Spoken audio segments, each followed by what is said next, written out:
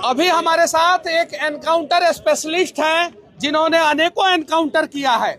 इनसे हम लोग जानने का प्रयास करेंगे कि क्या इन्होंने कभी भी इस प्रकार का एनकाउंटर किया है या नहीं किया है। साथ ही साथ नागेश सम्राट जी हैं जो पूरे टीम के साथ पटना से यहाँ पे आए हैं और इनसे हम लोग जानने का प्रयास करेंगे कि बिहार में इस प्रकार के क्राइम को जो ऑलरेडी शासन प्रशासन के द्वारा किया जा रहा है उसे कैसे रोका जाएगा। क्या नाम हुआ आपका सर? मेरा नाम हीरा ओझा है। अच्छा, हीरा ओझा जी, आपने तो बहुत सारा एनकाउंटर किया है। सही बात कर रहे हैं आप। मैं काम किया हूँ सीआरपीएफ में और नक्सल मूवमेंट में भी रहा हूँ।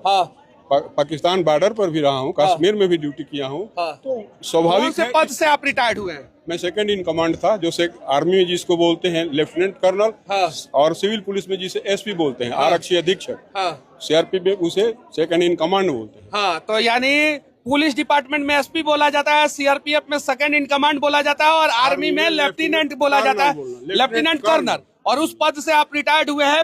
नक्सल प्रभावित क्षेत्र में रहे हैं, अनेकों जगह पे आपने एनकाउंटर किया है। क्या आपने अपने जीवन में कभी किसी ऐसे आदमी का एनकाउंटर किया है जिसने हथियार फेंक दिया हो? देखिए, जो आदमी हथियार फेंक देगा उसका इनकाउंटर करने का कोई सवाल ही नहीं उठता है। इनकाउंटर तब होता है जब लड़ाई होती रहती है, आगे सामने से भी गोली चलती है। ऐसा हमारे सामने हुआ है। एक बार 2005 में हमारे लगभग 12 जवान खेत आए थे।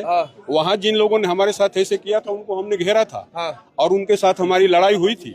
लेकिन जो ही उन्होंने हमारे सामने हथियार रख दिया, भगीरथ महतो हो या तिलक गंजू हो, हमने उनको कानूनी संरक्षण दिया और अपने लेकर के अधीन ले जाकर के उनको कानून के हवाले किया। पूछते समय, उनसे क्वेश्चन करते समय भले उनको कुछ 2-4 मुका या कोई चोट लग गया हो, लेकिन ऐसा कभी नहीं हुआ है कि जो सरेंडर कर देगा उसके ऊपर गोली चलाई जाए। तो आपने जीवन में कभी भी सरेंडर किए हुए आदमी का एनकाउंटर नहीं किया, अनेकों एनकाउंटर करने के बावजूद? इनकाउंटर का मतलब लड़ते समय जिसे गोली लग गई होगी, लगी होगी। हमारे भी आदमी मरे हैं, उनके भी आदमी मरे हैं। लेकिन जो हमारे सामने आकर के सरेंडर कर दिया है, उस पर हम किसी पर हथियार नहीं चलाए हैं, कोई भी नहीं चलाता है। कितने साल आप पैरामिलिट्री फोर्स में सेवा दिए हैं? पैरामिलिट्री फोर्स में लगभग 38 ईयर्स दिया हूँ। 38 साल। 38 साल के इतिहास में कभी भी किसी निर्दोष का एनकाउंटर आप लोगों ने नहीं किया? सीआरपीएफ में रहे हम, उसका दूसरा वसूल होता है। निर्दोष को तो क्यों मारेंगे? भले ही 100 दोषी बच जाए, लेकिन एक भी निर्दोष नहीं मरना चाहिए। ये हम लोगों का नियम होता है। इस तरीके से चलते हैं। सीआरपीएफ बहुत ज्यादा नुकसान भी उठाता है, इसीलिए कि हम लोग किसी निर्दोष को किसी को न मारें, इसलिए सीआरपीएफ ने बहुत ज्यादा अपना नुकसान उठाया है। वो मैं आपको घटना जो बताया था 2005 की घटना है।